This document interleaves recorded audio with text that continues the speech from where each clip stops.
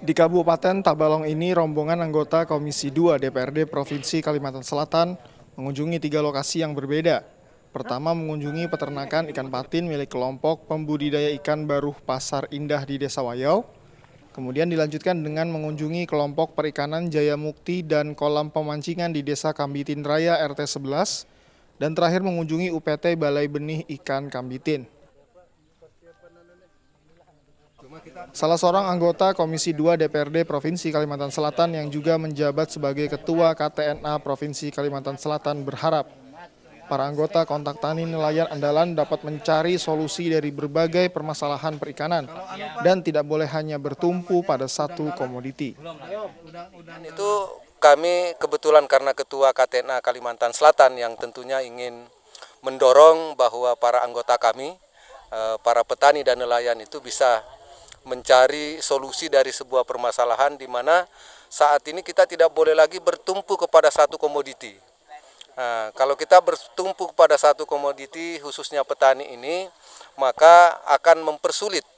Tapi kalau dia misalnya punya beraneka ragam usaha, di dalam misalnya kondisi ikan harganya turun, dia punya ayam, ayamnya yang dijual. Ya kan? Pada saat kondisi harga ayam turun, dia punya ikan, ikannya yang dijual.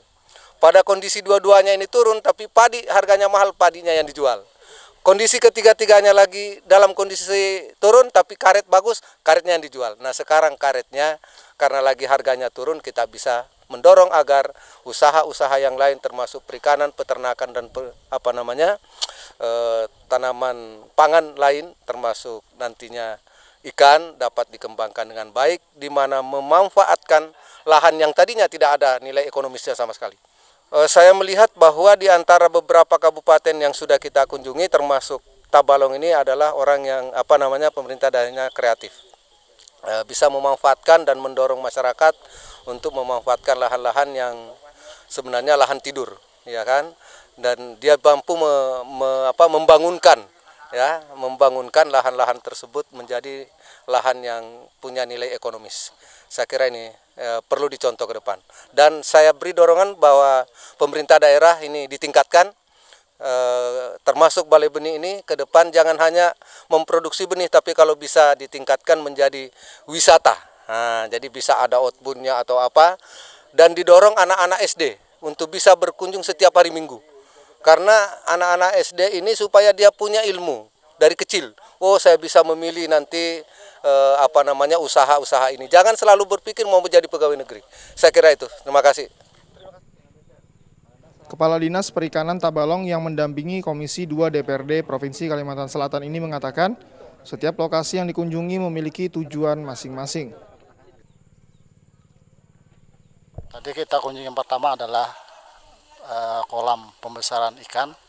Itu adalah dalam rangka pemberdayaan potensi wilayah dalam memelihara ikan untuk bisa memproduksi ikan lebih banyak sehingga menciptakan pekerjaan, kemudian ada pemenuhan pangan, kemudian penciptaan produk-produk lanjutannya.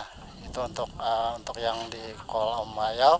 Kemudian di pembenihan adalah ketika masyarakat ingin memelihara ikan dalam pembesaran, kemudian di dalam kolam perairan umum, kita juga harus mampu menyediakan bibit itu sendiri, sehingga kita tidak ketergantungan dengan daerah lain untuk menyediakan bibit ikan khususnya. Nah kemudian di bibit ini adalah dalam rangka mensupport komoditi benih-benih ikan yang para petani OPR selama ini belum mampu untuk menghasilkan benih-benih ikan baru, terutama benih-benih ikan lokal seperti pepuyuh, ikan biawan, sepat siam, dan gurame.